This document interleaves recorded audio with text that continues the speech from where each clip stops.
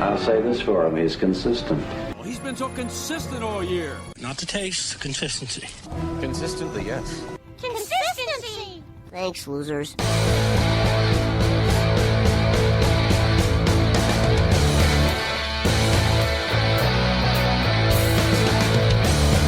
Welcome to the inaugural edition of the Fantasy Baseball Consistency Show. I am your host for this week, Bob Lung of Big Guy Fantasy Sports. If you follow me on football side of this, on baseball or football consistency side of this, you probably know who I am. But that's cool, and I'm glad you're listening, and we really appreciate you being a part of this. But if you're a baseball guy, we're starting to do some fantasy baseball consistency. If you play in any kind of head-to-head league, points league, that kind of stuff, this is the kind of information that you've always wanted, but you didn't know it. Because if you play football and you follow fantasy and consistency in fantasy football, you know how important it is. You're already a listener to our show, our football podcast. We appreciate that. You're a reader. You're a subscriber. You buy the fantasy consistency guide every year. Appreciate that. So you already know how important consistency is in fantasy football. Now we're bringing fantasy baseball to you, and right now on BigGuyFantasySports.com, we have an entire section related to fantasy baseball consistency. Every position is broken down based on their consistency numbers, and every undervalued player, there's articles there for it. But most importantly, on the site, under the baseball tab on BigGuyFantasySports.com, is the Fantasy Baseball Consistency Report. And if you've followed us in football, as I mentioned before, you know how awesome that report is. It tells you exactly the consistency of every player by position, and it gives you the ability, just like we do in football, to put in your scoring method for your head-to-head league. It's there, it's live, and guess what? For this year, it's all free. We're giving you guys this information because we want you to buy into it, understand its importance. Now, next year, we might put a few bucks on this because, you know, that's kind of an important thing to do because we want to make money and we want to pay the writers here. And speaking of those writers, I have two of my favorites on the site right now. They're all my favorites, just like my kids. They're all my favorites. But I've got Wes Easley, who does the relief pitchers, and we've got Aaron Pogs. Is it Pogs or Pags? I forgot to ask, Aaron. That's okay, Bob. Pags it is. Pags it is. All right, so Aaron Pags does our shortstops and our outfitters. Gentlemen, welcome to the show. Welcome to the team of Big Guy Fantasy Sports. So happy to have you guys. So proud to have you guys. Welcome aboard. How's everything going? Everything's going great on my end. I'm glad to be here and glad to be a part of this team. It's been exciting so far to learn all about the consistency data and the clutch rate and all those things. It opened my eyes to a whole new, a whole new world of fantasy sports. It is. It's kind of like what's the movie? Aladdin. It's a whole new world. My daughter would be my oldest daughter would be very proud that I made that reference. I'm just saying. But Aaron, how you doing, man? I'm doing great, Bob. Longtime fan of your football consistency product. It's amazing. It's something that head-to-head fantasy baseball has been lacking for sure, and very proud to be a part of this. So, thank you, guys. Thank you very much. Now, as people, let's say you're listening for the first time. We know you play football, so now maybe you don't. Maybe you play both sports, but you just have never kind of understood consistency. Maybe you never even came across the concept. I've certainly had many people on the football side that get the magazine, get the guide, they win it somehow online, or maybe a friend showed it to them, and I get emails and I get Twitter direct messages that say, Bob, I kind of thought this was important, but I never realized how important, and I never realized the great information that you and the site provide that helped me do such a better job in my fantasy leagues. I used to be, dead last or never made the playoffs, and boom, with the first year I'm in the finals. I won a championship. I'm in the playoffs. Those are the emails that keep me going every day when I get those, during football season. And now we're going to do the exact same thing for baseball. We're bringing that to you. That consistency data. If you're in a head-to-head points league, you definitely want the guys that's going to score the most points. We all do. But just like in football, we want those guys to be consistently doing that every week, going over that clutch factor of how many points they need to be basically part of a starting lineup in a 12-team league, a 14-team league, 10-team league. And the great thing is you can go in, Big Guy Fantasy Sports, go to the Baseball Consistency Report, put in that information, 10-team league, 12, 14. You can adjust it. You can adjust the scoring and find out how consistent the players are in that. Now, Wes, you talked about this kind of was a whole new world for you. In the past, when you've played a head-to-head points league, did you ever think about the consistency? Did it ever cross your mind? I mean, I know it's not something, obviously it's not well put out there. There are a few sites I did find that does have a little bit of consistency information, but you mentioned the fact that it really just kind of caught you off guard that, oh my gosh, we've got this information, now we can promote it. Tell me your thoughts of how this came together for you and why you kind of bought in right away when you saw these numbers and how these numbers played out. Oh, that's real easy. I love to make trades in my fantasy leagues. I love to make trades. So in our league, whenever we get this Big Guy Fantasy League going, just know you'll have about 99 trades from me a day. It'll feel like, and you might accept one. But what this does for me is it shows me the core group of people that I must keep on my team and not give away. Just because maybe there's 1 or 2 days of coldness or they have a bad matchup, this is going to make me keep my core group of consistent players. But I'll know who those inconsistent players are. So if you're listening to this and you're going to be a part of that league, just accept the trade, and I'm sure those guys will get hot again at some point in the season. I'm not trading them to you because they're inconsistent, but that's actually what I'm doing because I'll know who those inconsistent players are, and I'll know who to keep on my team. Right, and in addition to that, it also will help you because during the season, we'll update these stats every week. You'll have whole new, you'll see consistency. You'll see guys, become consistent, go inconsistent, have an up week, down week. And the great thing is when you click on the player detail, you can look. So let's say you're looking for a guy who's a quick starter. You might see a guy who's consistent, or maybe he's only 50% consistent, but you can click on the player name.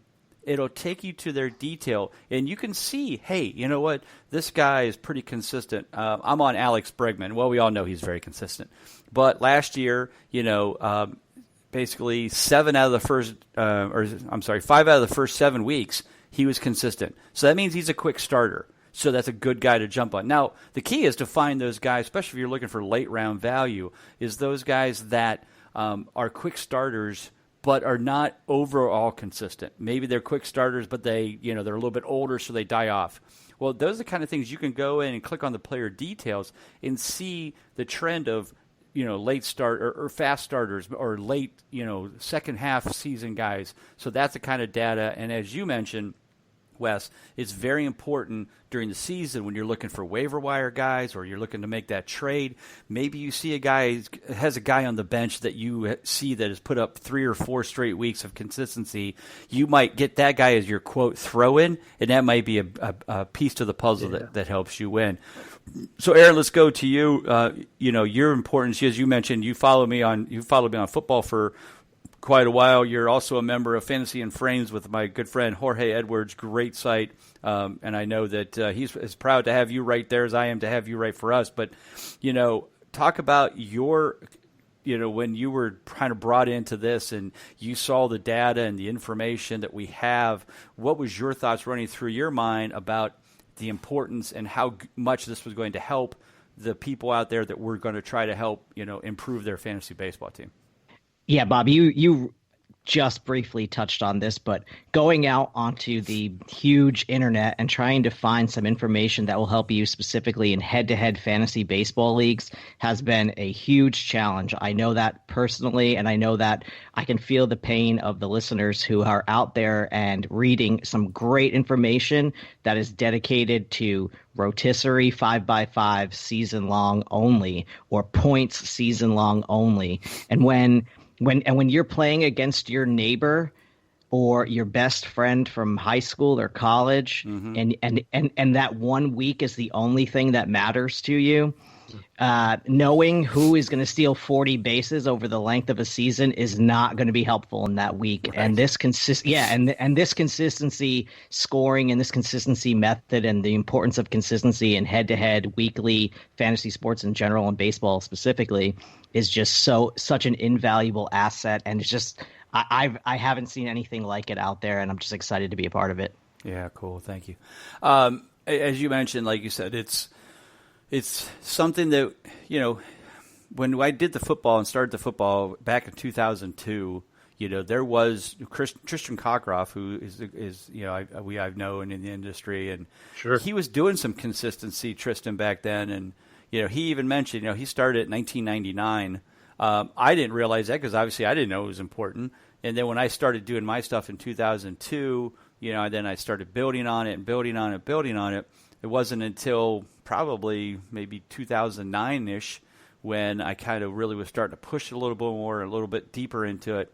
And I think I posted something about not much being out there. And Tristan kind of called me out. And he's like, dude, I've been doing this since 99. And he has. But he just creates one chart, and it's very good. And Tristan doesn't, he's got so much else to write because he works for ESPN. He can't just focus on that one thing. So he puts it out there as information to use, but doesn't delve into it. And one of the things that I always wanted to pride Big Guy Fantasy Sports on, whether it was football or baseball, and we'll do this for baseball as well, is taking that information and dissecting it and making the user understand how to use it properly. And you guys both have done some great jobs with the new articles that are out there. Aaron, we're going to start with you at the shortstop position. Your shortstop preview, kind of a combination of review of last year's numbers, but also kind of putting your rank out there in your tiers for the shortstops. Alex Bregman, Trevor Story, last year ranked 1 and 4 in total points. Bregman, number 1, 692.5 in a traditional head-to-head scoring league. Trevor Story actually at 91% versus 88 for Bregman. But these two are, it's basically split in a hair. They're both very talented, both very consistent. Why did you see, is there anything you're concerned about with like a guy like Bregman with the whole Houston story happening that he may not see the pitches, without the buzzer attached to him, he's still going to be a hit as well. All that kind of good stuff. Trevor Story plays in Colorado, at least as far as I know he does. So you guys have to correct me. Remember, I'm not a baseball guy. But Trevor, very talented, obviously put up some great numbers last year. We're splitting hairs here, but tell us about Bregman and Story as your basically 1-2 rank.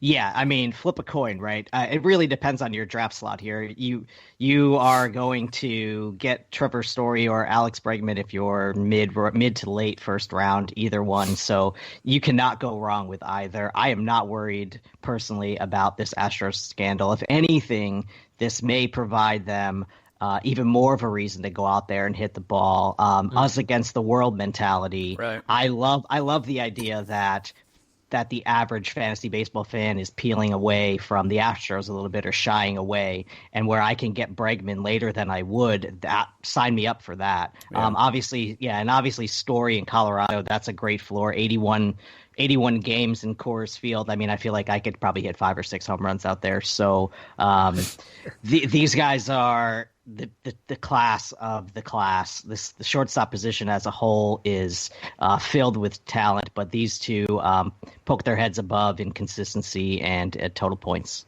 Right.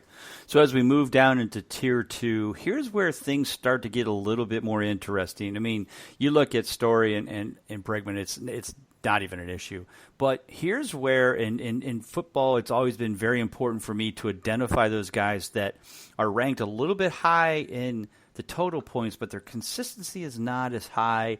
So that's where we try to kind of keep people's expectations kind of set, kind of pull them down a little bit. Aaron Jones is a perfect example on the football side. He was ranked second in running backs last year in total points, but his consistency was only 69%. So, so is he the number 2 overall running back? No, he shouldn't be. But, I've seen him in some mock drafts and stuff in the first round, and I'm like, nah, not feeling it. Same thing here, Tier 2, Marcus Semien, second in total points. A very solid 79% consistent, but ranked 6th overall. You talk about his breakout year here. Tell us why we're still should be good with Marcus Semien, even though his consistency doesn't line up exactly with his total points from last year. I think the Oakland A's last year were a team that caught a lot of folks by surprise, and Marcus Semien was one of the key assets into turning that team into, number one, a fun team to watch, and number two, a competitive team on the field. That lineup had been centered around Chris Davis, the big outfielder. Chris Davis went down with an injury, and other guys had to step up. Semien was one of those guys who really stepped up. He hit 33 homers and drove it and scored 123 times. I mean, 123 runs scored is a monster. That's a whale of a season in 161 games.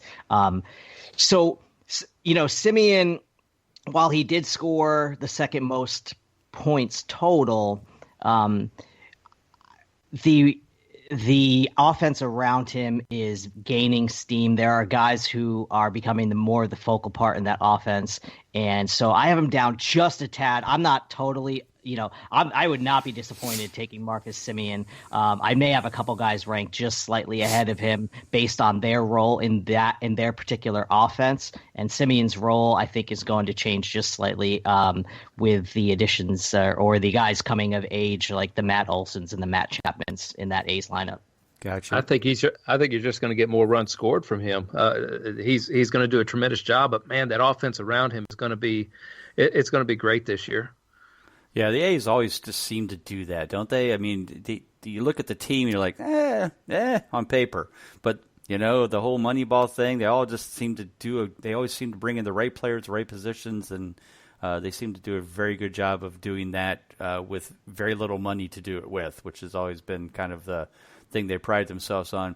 As we move into Tier 3, here's where we start to get into the guys that, as I mentioned before, that rank total points really high, but their consistency didn't match up very well. And one of the guys I'm looking at is Gleyber Torres. Played all 24 weeks, 5th in total points, but 63% consistency.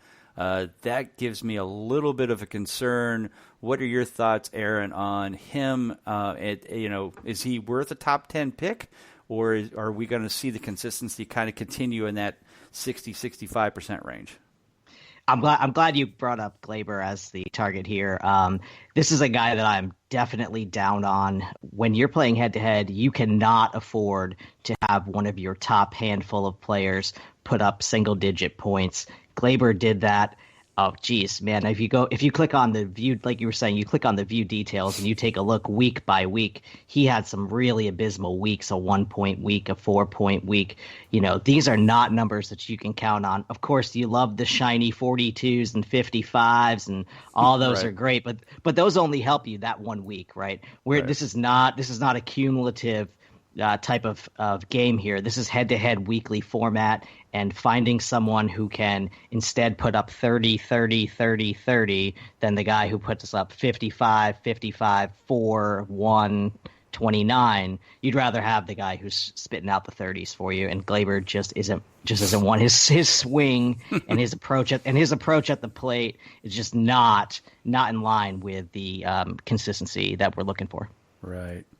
All right, Wes, we're bringing you on board here. We're going to move to the relief pitchers in your preview, and to nobody's surprise, top of the list, Josh Hader. I had him in my only league that I play in every year, and it is a head-to-head. I got him a little bit later than I expected last year. I just got him because I knew he does strikeouts, and there was a heavy run on strikeouts or a heavy point value on strikeouts in the league I play in. So he was definitely a great pick, but now he's going to be number one. He's number one in points last year, tied for first in consistency, 75%, right there with Liam Hendricks. Tell me a little bit about,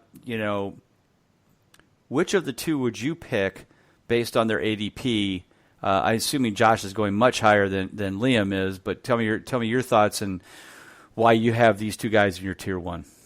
Okay, well, I love relief pitchers. Let me just get that out of the way. I always like them because they allow my WHIP to drop, they allow my ERA to drop if they perform well consistently week in and week out. And I always love the little sprinkling of wins that they put in there. And Josh Hader always seems to be that guy every year that Milwaukee puts in a position to be able to win games.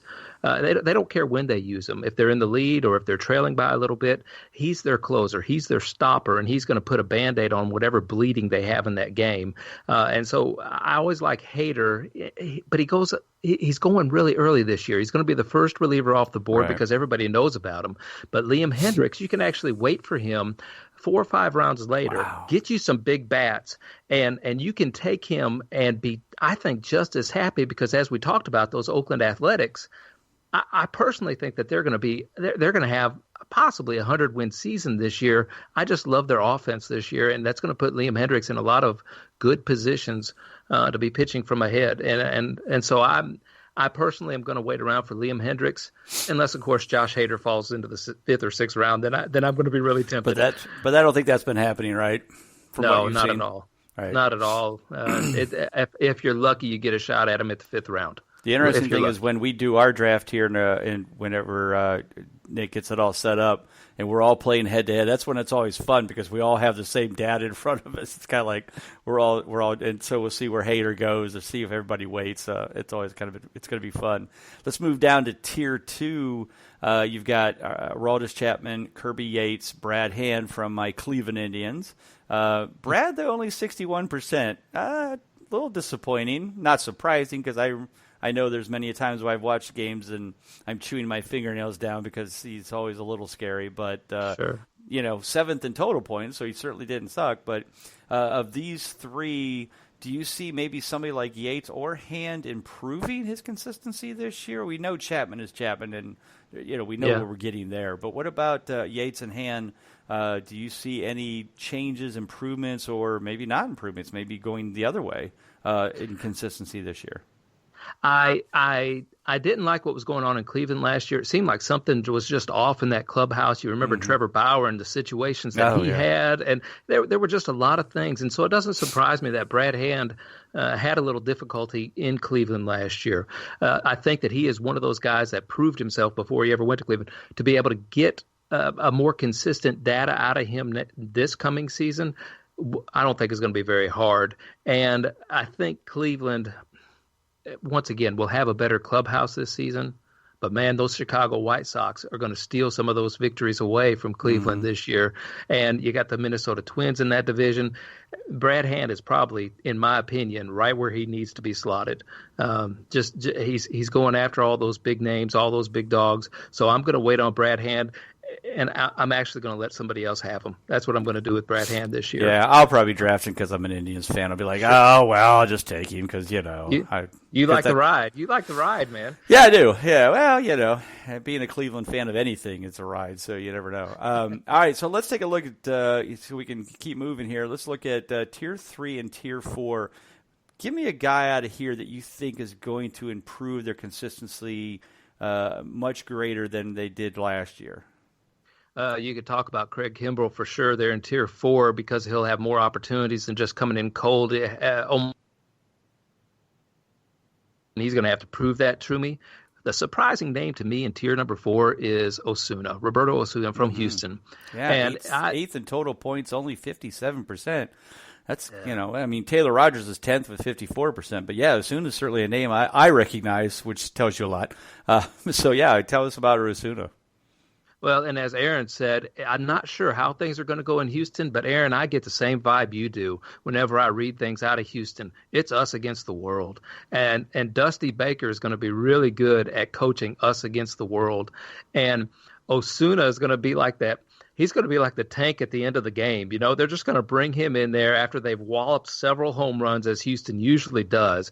And I think he's going to be able to close the door on a lot of things, which is going to take his clutch rate. I think, his points is going to skyrocket his points, of course. But we know Osuna from the past has been very consistent. I think last year was an outlier.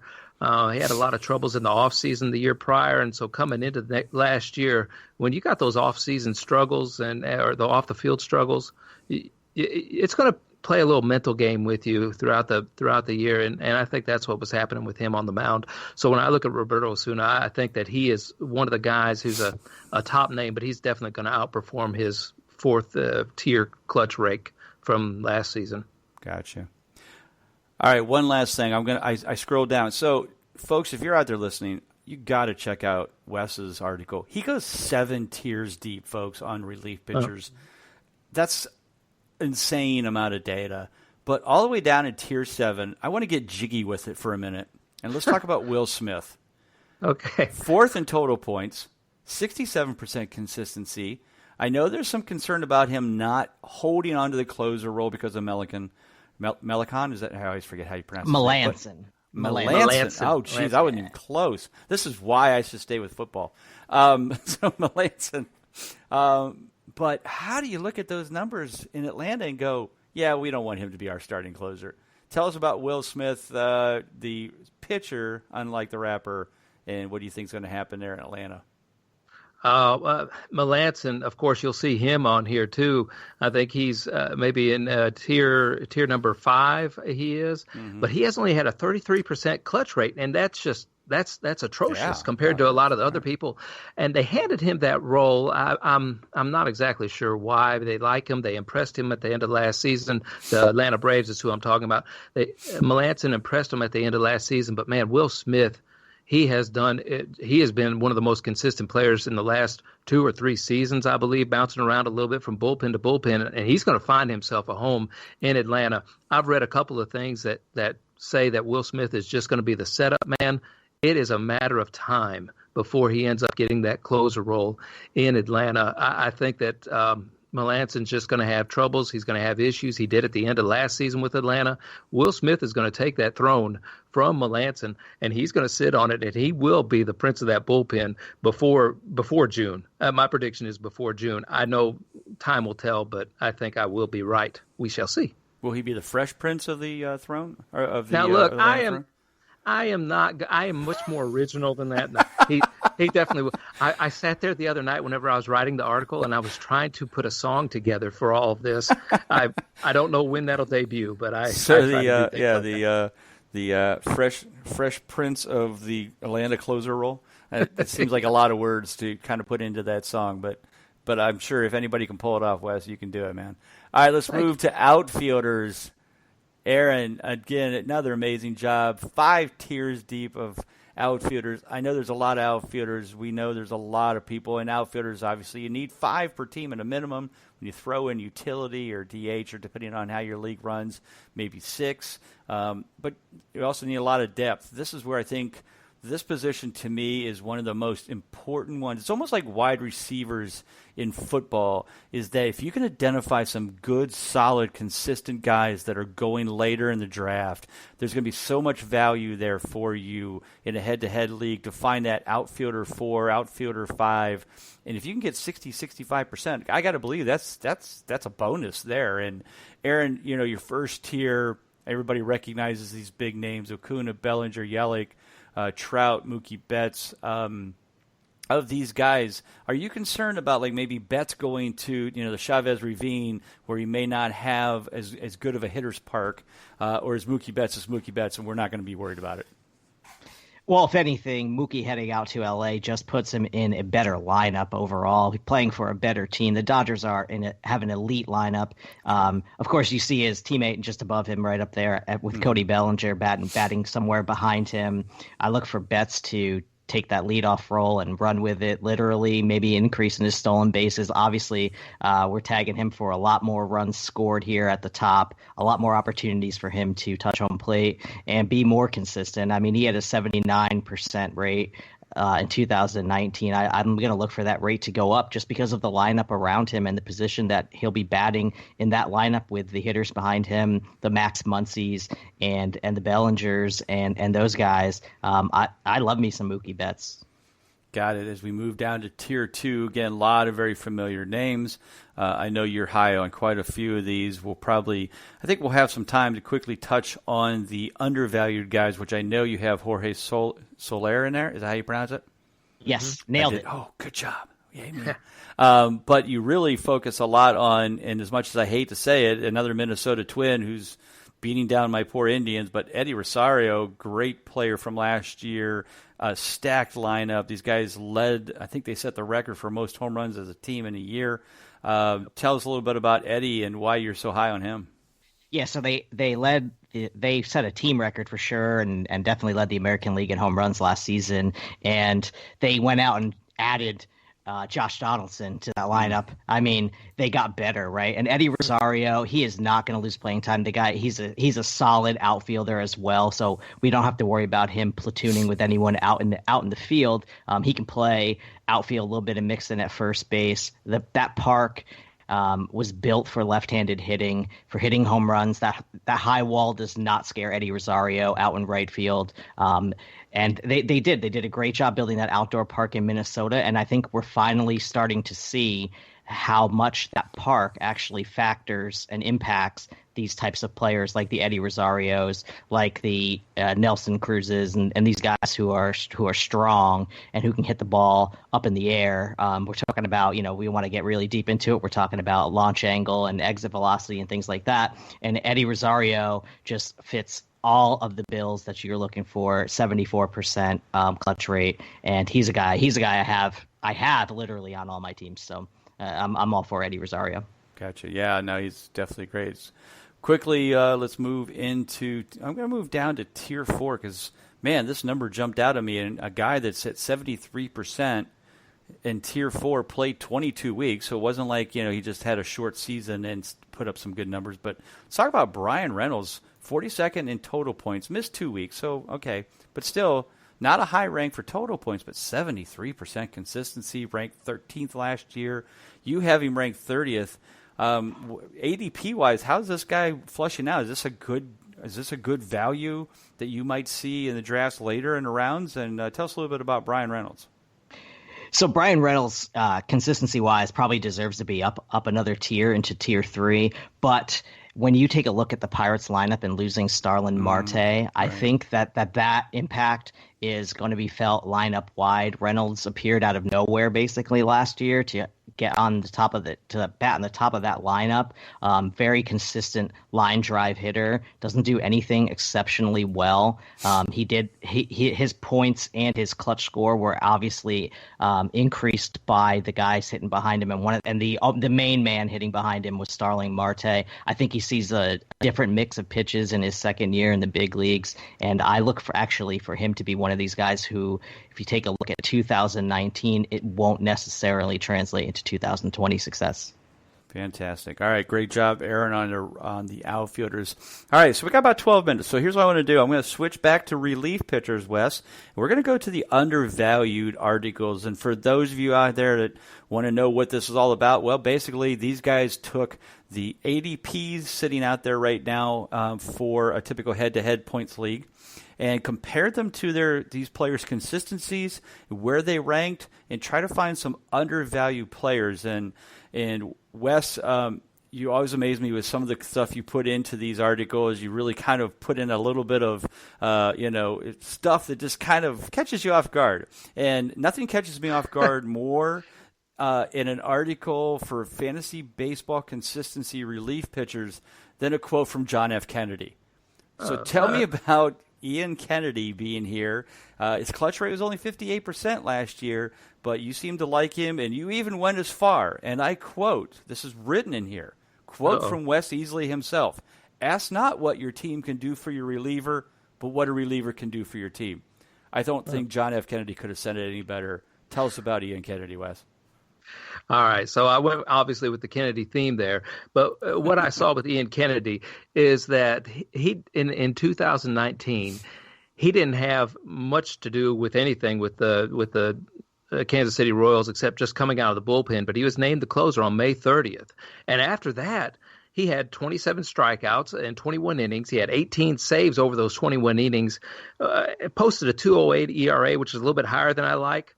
but man, he did a lot with the little that he was given. We're talking about the Royals, who didn't win many games last year. I don't know how many games he's going to win. They're going to win this year. But what I see happening with Ian Kennedy is he's going to be bait for the Kansas City Royals at some point to possibly trade him, unless, of course, their speed kills in Kansas City.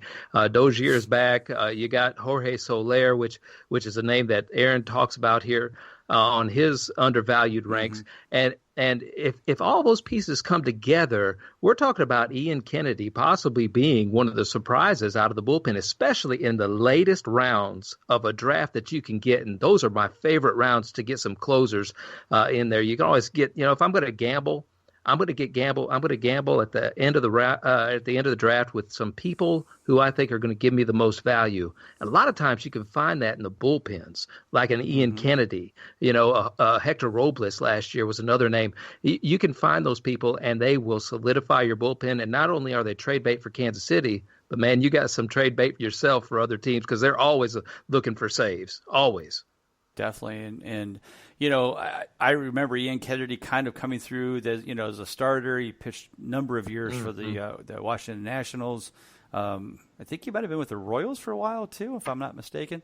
So but this has happened many times. I mean, we remember one of the probably biggest. This all started back with Dennis Eckersley back in Cleveland, way back in the day when he was a starting pitcher for a while, and then started becoming a closer for Cleveland. Then he goes to Oakland and became a Hall of Fame career for him. So, we saw John Smoltz do this back in the 90s and early 2000s. So now we see Ian Kennedy kind of making this transition as well. So, certainly some great value there.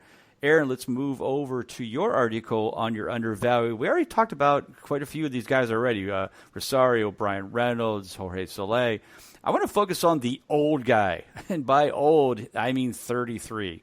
Andrew McCutchen. He feels like he's been around forever, but last year, torn ACL. I feel his pain. I tore my ACL about 6 years ago. I did not recover as quickly as most athletes do. No, actually, I played baseball the next year. And the reason I tore my ACL was because I thought I was Bryce Harper at a brief second playing in a game. I was on second base playing in my 50 and older baseball league, hardball league. And a guy hit a ball in the outfield. The game was tied 7-7. I turned the corner, and I headed to home, and the catcher caught the ball about 10 feet before I even got to home plate. The 50-year-old brain of mine should have said, take the out and end the inning, and we'll get him the next inning. But the 22-year-old brain said, you're Bryce Harper, dude. Dive around the catcher and then reach back and touch home plate. I am proud to say that's exactly what I did, and I reached back and I touched home plate and I was safe, and we won the game 8-7. What I'm not proud to say is that in that brief second that I planted, twisted, pushed off, and jumped forward, that I completely tore my ACL, partially tore my MCL, and damaged my meniscus, and was not playing baseball for the next year. That's how it happens, kids. But how often does someone get to tell a story? Yeah, that's right. That's a story for a the story like generations that, in your 50s, scoring the biggest run of your life. Congratulations. I don't know about my life, but it was a big run. But anyway, so Andrew McCutchen, I'm sure, will recover very well from this. As I talked about before, finding consistency with the late round guys, and Andrew McCutchen's ADP 192.7, way out there. But 60% clutch rate last year in the time he was playing, ranked 26th. But he's going obviously as a very late round player. If he's 100% healthy, the stolen bases, the home runs, the whole thing. Tell us about Andrew McCutchen and why you're excited about him as an undervalued player. Yeah, well, first off, Andrew McCutchen from 2009 until 2018 appeared in more than 145 games in every single season. So this fluke ACL, not a fluke, but, an ACL injury is about the only thing that could have kept Andrew McCutchen off the field here in 2020. It looks like, when we write these things a little while back, since a little bit new information has come out and Kutch's knee is healing a little bit slower, obviously 33 years old, right? It takes him a little bit more time to recover. But I think that that will only depress his ADP even further and make him even more valuable for you in 2020. He has 25 and 10. Maybe if you tick down the stolen bases, even 5. He can hit the ball out of the ballpark. He's going to be in a lineup again. A lineup surrounded by guys like you mentioned, Bryce Harper in Philadelphia, Rhys Hoskins, guys who are going to drive him in. He's going to be slotted near the top of that lineup and have plenty of opportunities to produce for your lineups here at a consistent rate. Gotcha. All right, we got about 5 minutes left. Wes, talk about a guy maybe since you guys have written the articles at the relief pitcher position that has moved up or moved down that we may want to bring to people's attention at this point, even though we don't have it in an article yet. I'm sure we'll probably do some updates on some things here in a couple weeks. We'll probably be working on the overvalued here in the next week or two as well. Is there any relief pitchers that you've seen now that spring training has been going on that may have changed their ADP, good or bad, compared to where we were at when you guys put this article together a week or two ago? Well, Pagan, he of course he got traded, so I'd have to knock him down because I don't think he's going to be the closer. Archie Bradley with Arizona, I've been going over a lot of the Arizona's offense and checking out the players that they have on their team. I think they're in line for a little increase as well. So Archie Bradley might be one of those guys who solidifies that role in Arizona, and he's going to be drafted a lot lower than he should be. But I got to mention Wade Davis because when I had Wade Davis going through all the clutch rate, everything, he was hurt last year. He's in Colorado. I hate to say any pitcher's name and the Colorado Rockies at the same time, But Wade Davis played for my Cubs one year, did a great job, and so I maybe have a little bit too soft of a spot for Wade Davis. But I think him in Colorado, there's of course going to have the opportunities for wins whenever, especially when they're at home. But just buyer beware. I think Seth Lugo. The other day, we had, the New York closer just has a tough time with things. Can we say that? Can we say the New York closer has a tough time with things last year? Just a little bit. And so we have Edwin Diaz struggling again in his first outing, so maybe just keep an eye on that. But he struggled again with his first outing, pitched over 20 pitches just to get out of the inning. Seth Lugo is just waiting to take over that closer role. And he kind of gets – New York puts him in there like a Liam Hendricks, like a Josh Hader out of Milwaukee. So I think that we could keep our eye on that situation in New York and maybe grab Seth Lugo towards the end of the draft as well. Gotcha. All right, Aaron, over to you. Outfielders, anybody changing over the last week or so that, injury-wise or, moving up because of an injury? Anything you've seen changing-wise in the outfield position that you may want to bring to everybody's attention based on their consistency and information you're aware of? Yeah, absolutely. Starling Marte is a guy, and you've heard me talk about this over and over with the players I've mentioned here on this episode. Baseball is not – it is an individual sport, as in your batter versus pitcher, but your opportunities to score fantasy points are dependent on the guys also around you. That factors in. And so Starling Marte was desolate on an island in Pittsburgh for forever, right? And he still found a way to have a clutch rating of 11, right? 73%, the 11th best. He's going as outfielder 13. I think he's going to skyrocket up now that he's in Arizona. A much better hitter's ballpark, humidor not. He does it all. Marte does it all. And pairing him up with another Marte and Ketel Marte over there, who's an MVP candidate, you put those guys in the middle of that, top of that lineup with some sluggers behind them. I think Marte is set for a really, really big season, and I'm going to be reaching for Marte in my drafts. Nice. All right, I'll have to make sure. Note to self: if Aaron picks in front, be after me. Pick him before he gets to him. All right, I'll remember that. All right, so guys, we got about 2 minutes. Aaron, why don't you kind of tell everybody what else you're doing? You're also part of some other sites and writing some great things, and Twitter, all that kind of stuff that they can get in contact with you. Of course, I am more active than my wife likes me to be on Twitter. Aren't we all? Yeah, you can find me at Fantasy Triage. You can also find some of my work over at fantasyandframes.com. Like you mentioned with Jorge, gave me a chance to actually like break into this industry, and I'm thankful for him and everything that he's done for me. And so, yeah, you can, I love talking on Twitter. So find me at Fantasy Triage, and let's have some conversations about Jonathan VR and Bo Bichette and these guys. Excellent. Yeah. Yeah. All right, Wes. So tell us everything about what you're doing up to. Well, I'm behind the curve on all this stuff, so I'm behind y'all. I don't have a website or anything. It's all being built though as we talk, so there's a lot of new things coming my way. But you can find me on Twitter at Loafinit. It's LOAFINIT. I used to be a bread man, so that's why the Loafinit. I love it. I thought you were just lazy, but all right, fine. We'll just go with that too, Bob.